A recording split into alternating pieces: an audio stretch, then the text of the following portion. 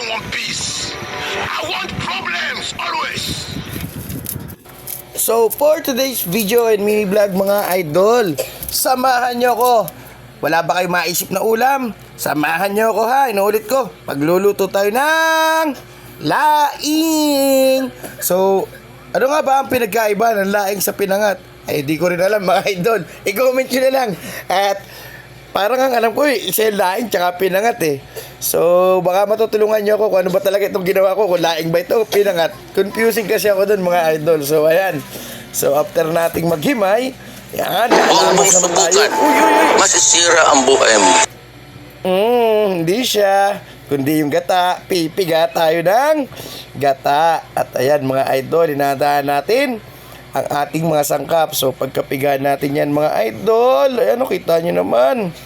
So, sasalain na natin siya. So, isang gata na lang tayo. Isang piga, isang gata. Para naman yung malapot na malapot. So, makikita natin sa gitna ng video mga idol. O sa dulo ng video. Kung gaano kalapot yung gagawin nating gata. Ay talaga naman sabi niyo naman ay anong sarap. Yun mga idol. So, yan. Inugasan na natin yung ating gulay. So, at yan mga idol, so maghihiwa na tayo. At pagtas ating maghiwa ng ating mga rekado at sangkap, ayan, kung nakita ninyo, luya. Eh, sinabayan na rin natin ang pagpiprito. So, dalawa naman yung ating gas stove. So, habang nagpiprito tayo, magigisa tayo dyan mga idol. So, para tagdun, multitasking mga idol. So, talaga naman, napakasarap talaga, promise. So, kung kayo wala maisip na pang ulam, habang pinapanood ito mga idol, try nyo na rin. So, yung nakakaalam ko, ano ba ito? Kung laing ba ito, pinangat kasi ito lang para sa akin, pares lang yun. Hindi ko alam pinagkaiba nila. So, pakicomment na lang po mga idol para matuto ko. Kasi marunong ko magluto, pero hindi ko alam kung tawag sa niluto ko. At sa dulo nitong video, may secret ingredients ako nilagay. Makikita ninyo, 2 tagay. Ay talaga namang yun ang ating secret ingredients. At yan nga po, nilagay na natin, nilahok na natin ang ating gabi na pinatuyo at hahalu-haluin natin. Ayan o, kung nakikita ninyo, nagmamantika agad yung ating nilagay. Mantika ba yun o tubig? So ito na nga po, at shoutout muna tayo. Portion habang inintay natin kumulo.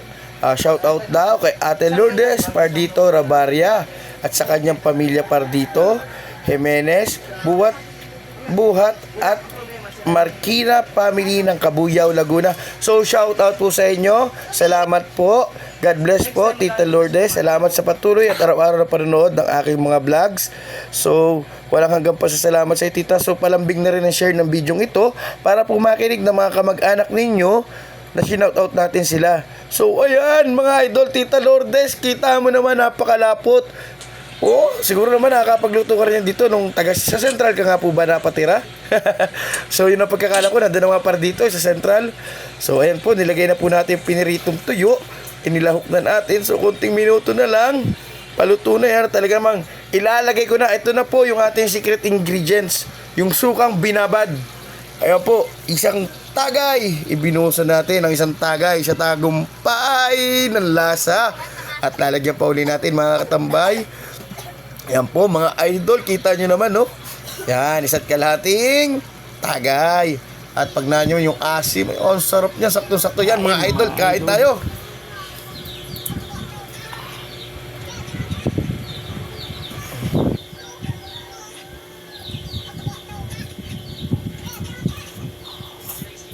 Ay talaga naman po quality. Salamat po sa panonood mga idol. Thank you for watching.